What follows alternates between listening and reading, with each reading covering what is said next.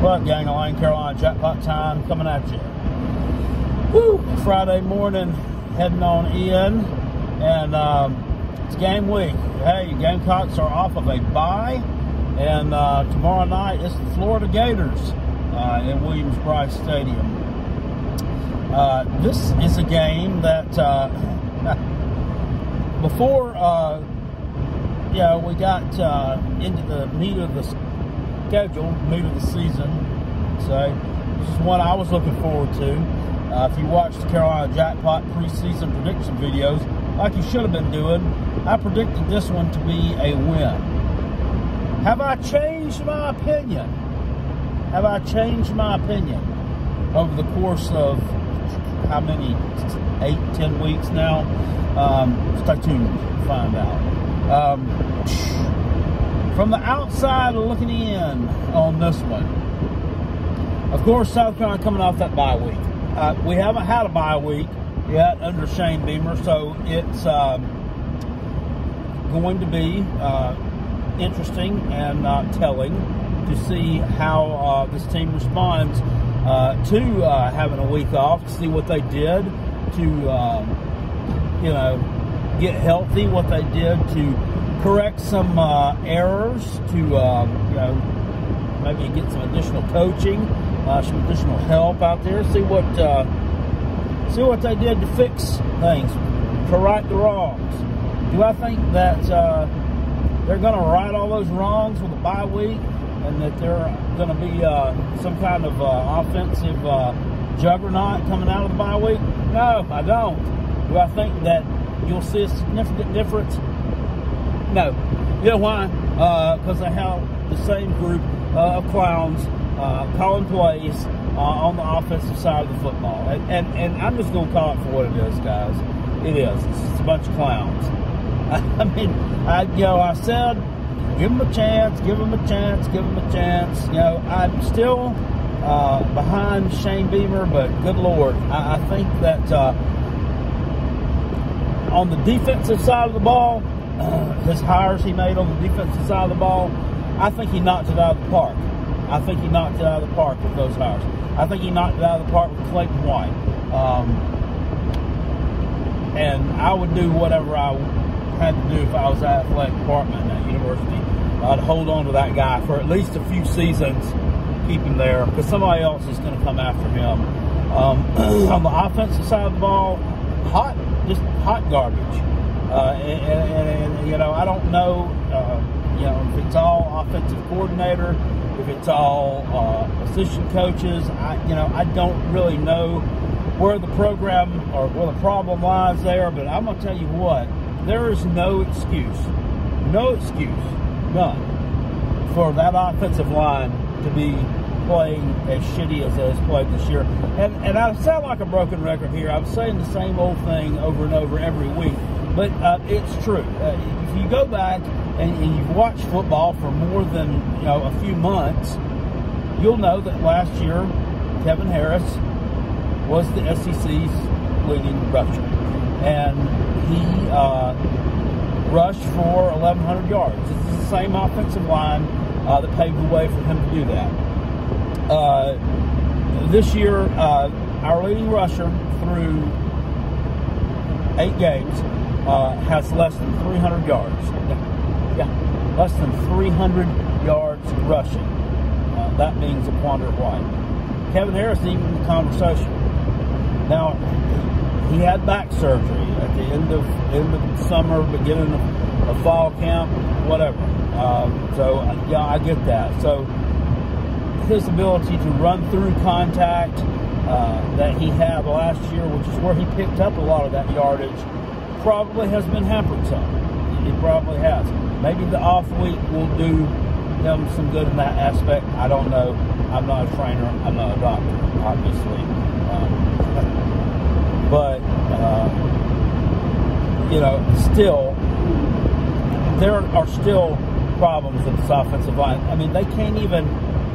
That last year, that wasn't all on the offense. All of his 1,100 yards weren't on the offensive line. It wasn't, all what they did to, but they still paved the way. They opened holes They open holes for him to be able to find those holes and pick up some yardage and be able to break those runs, to run through contact, to extend plays.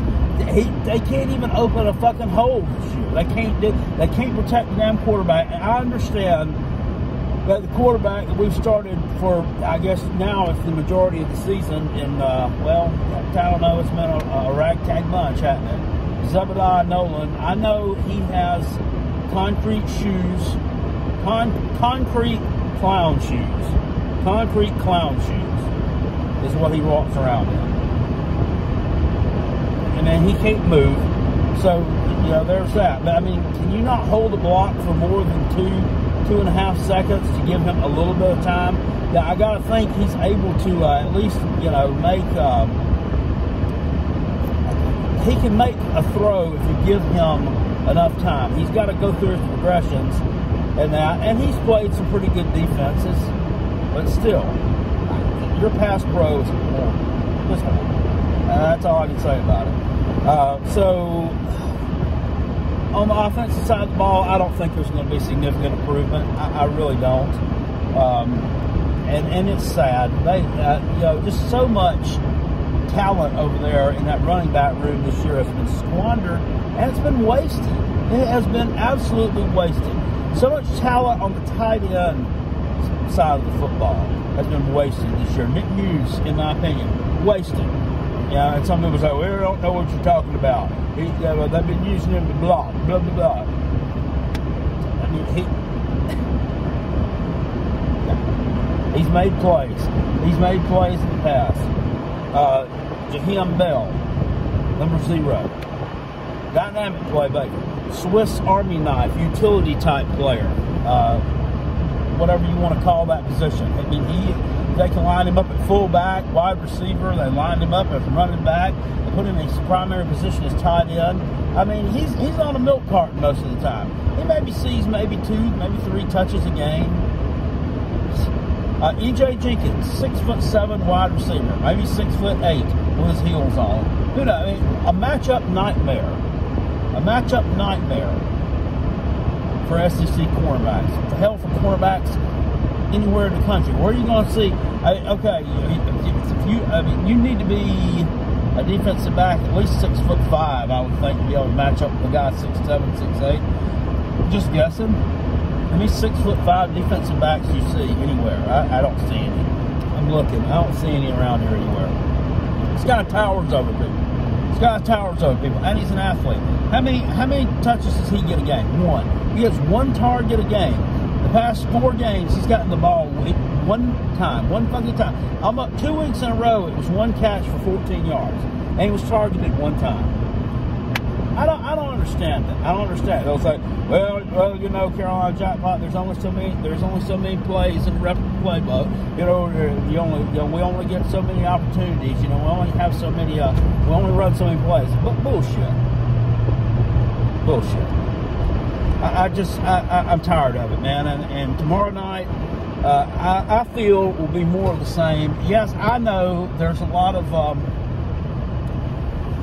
Dan Mullen is somebody that the media and the world of college football, especially, I guess, fans of, especially Georgia fans, and then also fans of teams that aren't very good. Kind of like mine. Kind of like Clemson. Yeah, I'm throwing you in there too. But them not so much. This is a different conference, whatever. I mean, but kind of like to pile on to this guy because, he kind of says some things to make. He has said some things to make an ass out of himself, and then earlier on this week he made the statement, or he made the statement. Yeah, Monday, his press conference, that they would talk about recruiting after the season was over. He really, what he wanted to do was shut down that talk, and he wanted to focus on talking about the game, the South Carolina game. And I get that. And I made fun of him in a little video there. I made a spoof on him too. But the reality of it is, the guy was just wanting to talk about the game that was coming up, not recruiting. He wasn't saying that he doesn't recruit. He doesn't think it's important, so we're not going to talk about it at all. That's not what he was saying. And people like to when you're down, it's like, I don't know. It's human nature in this country, and not just with sports. It is with people in public view in any sense of the word. Sports stars, religion, politics, whatever. When you're down, it's almost like it's human nature for everyone to want to pile on you. It's so easy to pile on and make fun and get a good laugh out of your misery. That's just what we do as a society. But anyway, enough about the jackpot and philanthropists there.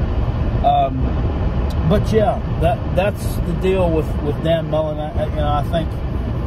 Do I think he's a good football coach? Yes, I do. I think he's a good X's and O's football coach. I think he's a good X's and O's guy. Do I think he's a good public relations guy? Do I think he's someone that is going to go out there and shake all the hands, kiss the babies, tell everybody what they want to hear? That type of person, a do-wop, feel-good, Dabo type person? No, I don't. I think he's like the polar opposite of Dabo. When he would probably rather be sitting in a room by himself with a dry erase board or whatever they do it on these days. His computer. A whole bunch of football stats and trying to figure out, which offense is going to work this week against Missouri versus what we used last week against Tennessee versus like what we used last year, against Missouri, blah, blah, blah, and come up with some formula. But as far as player relations, relations with the media and the guys, just a shit show. And it's ultimately going to cost him his job. It's already costing them on the field, and they're not performing that well. But hey, it happens. Gamecocks aren't performing that well. I think Shane Beamer is someone that's very inviting to the media. I think that he's a great public relations person. I think he's pretty much the polar opposite of what Dan Mullen is too. From what I've seen so far. Do I think Beamer makes the best decisions as a head football coach as far as on-the-field coaching? No, I don't. Not through 8 games. I mean, not as far as the sample size that we've gotten this year. So, no, I really don't. But, that being said, this is his first year. Not necessarily that you get a mulligan your first year. You don't get a mulligan your first year, but people are going to give you somewhat the benefit of the doubt, especially coming. It's not like he picked up a program that was 8-4 the past 3 years, and they decided to part ways with the head coach and his staff because they wanted to be able to win 10, 11 games a year and compete for the conference championship. That's not how it was. I mean, they fired a horrible coach, a horrible staff, and are just looking to get back to where we can make it to a bowl on a consistent basis. So, there's a difference there. So he will be cut some slack as far as that goes. Plus, he doesn't have the most talented roster top to bottom. Now, people want to talk about the Gamecocks and lack of talent. They got lack of talent. Lack of talent. In some places I do. In some places I do. In some positions I do. But I already talked about a lot of players, they aren't taking advantage of. They just simply aren't taking advantage of them. They aren't using them the right way. And that's just that. You want to talk about lack of talent. I'm talking about the next couple of years. It's where you may really see a lack of talent. Because if you'll remember that last Muschamp recruiting class, it was horrible. I mean, it was down in the 50s, I think. And then one last year's class that Beamer had to come in and try to salvage, and he was able to get some side knees there at the end. I mean, that one was abysmal as well. It was really bad. So they're going to have to hit that portal hard. They're going to have to attack that portal, in my opinion, a lot harder than what they've been hitting it since it's been around. You know, they've taken advantage of it to some degree. There's a couple of guys that they've picked up in the portal that, I mean, I haven't even heard from. They got a defensive lineman from Nebraska that I can't even remember what his name was. I hadn't seen him do shit. I don't even know if the guy's even on the team anymore. I don't know if he's missing or what, if he transferred out. So, you know, but then again, there's some players that they have brought in there that really are standouts. So anyway, I've went on a long tangent. I went down the dirt road. I got off the interstate, got onto a secondary road, and then I got on a gravel road. Then I turned off on a dirt road, and I've ended up in the middle of a field somewhere. As far as my game prediction against Florida goes. But I do think that this year's Florida team is definitely not as good as last year's Florida team. And South Carolina competed with them in many aspects. That game was tight throughout the first half. Florida kind of got a little bit of a lead there. They kind of exposed the South Carolina secondary that, you know, I don't understand that last year. South Carolina secondary gave up some terrible numbers, looked awful at a lot of points during the season, but you had two NFL draft picks there. One of them, the highest draft pick defensively in the NFL draft, in J.C. Horn. Doesn't make any sense. It's typical Gamecock shit there. But I do think that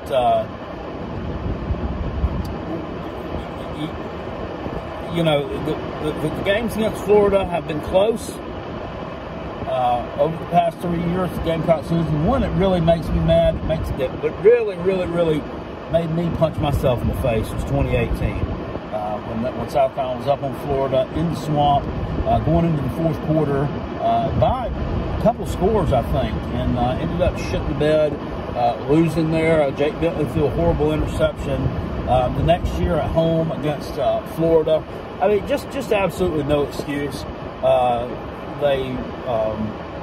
You know, we lost the game. What? Lord, 38-28, I think 38-27, 37-28 maybe, in which the Gamecocks were leading going into the fourth quarter there again, and Florida just absolutely blew them out of the water in the fourth quarter in that game.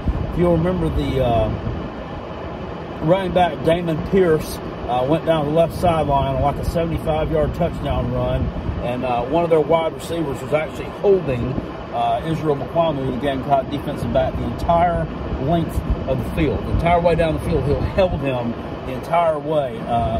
Had him by the face mask. I mean, it was ridiculous. Anybody goes back and sees that, whoever was the official that was on that sideline in that game during that play should have been fucking fired on the spot. He shouldn't have been able to even keep his referee suit. They should have fired him, made him strip down and walk out of the damn stadium naked. That was how terrible of a play that was. But to that point, if you watch that play, number 10 for South Carolina, whoever that was at the time, and I don't even remember, had a horrible missed tackle on Pierce, where he could have had him in the backfield, and he didn't. So, I mean, there's always, whenever something like that happens, you can always look back and say, well, it wouldn't have happened if, Usually on those bad referee calls that end up changing games like that, well, this wouldn't have happened if, But I'm getting off the interstate again. Back to the game. You know, I think Florida will be able to move the ball. They're going to be able to run the ball on South Carolina. This is, they're down. They got kicked in the dick last week against Georgia. We knew they were going to. We knew they were going to lose, and they did, and badly in embarrassing fashion. And a lot of questions about it. So now, what is it? It's time to either shit or get off the pot, right? Shit or get off the pot. Well, I think they'll shit. I think they're going to shit. To put it loosely, I think Florida wins the game something like I don't know, something like 31-13. I think it'll be right at the spread number. I think South Carolina will get a cheap touchdown, probably, like they've been doing toward the end of the game. Maybe get a backdoor cover, backdoor push on that game. But I don't think they're going to win. I mean, the offense is just not. And this is a team. This is a Florida team they should compete with, and they should be able to beat. But they're not going to be able to because they're not going to be able to move the ball, and they're not going to be able to keep Florida's offense off the field. Does Florida have a good offense? No, not really, but it's good enough. It's good enough to where it's facing a defense that's worn out mentally and physically to be able to put up some points, and they will. Do I think Florida will turn the ball over? Yes, because, I mean, it's just their MO, but they will. Do I think the Gamecocks will take advantage of any of those turnovers? No, I won't.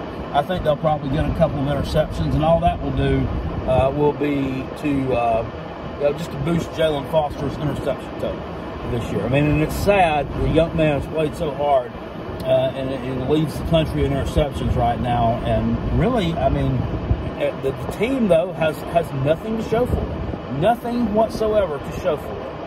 Yeah, so that's my prediction. Gators 31, Gamecocks 13, but. We'll be here to watch it tomorrow night. It'll be live. So, you know, be here. Bring your popcorn. And watch this one. If you want to see me, I may, who knows? You never know. Might get happy. Might be an exciting game and hashtag fun to watch. Or, you know, it may be another blowout. I don't know. Either way, I will probably be more excited in the game that is going on the screen. There are also some decent games coming on at that time. I think Tennessee and Kentucky, which should be a close ball game, is going to be on at that time, which is two teams that the Gamecocks should be right in there in the mix with, trying to get up to the next level in the SEC East, but they're not. They're behind both those teams, which is freaking sad, especially Tennessee, given, you know, the situation that they, you know, were facing coming into this year. But as I outlined in a video weeks ago when South Carolina played Tennessee, I think that was overblown. I think that was overblown a little bit. I think they may have actually gotten better. So, yeah, live stream tomorrow night, and you know, hope for the best. Hope for the best. Go Cox, baby. Woo!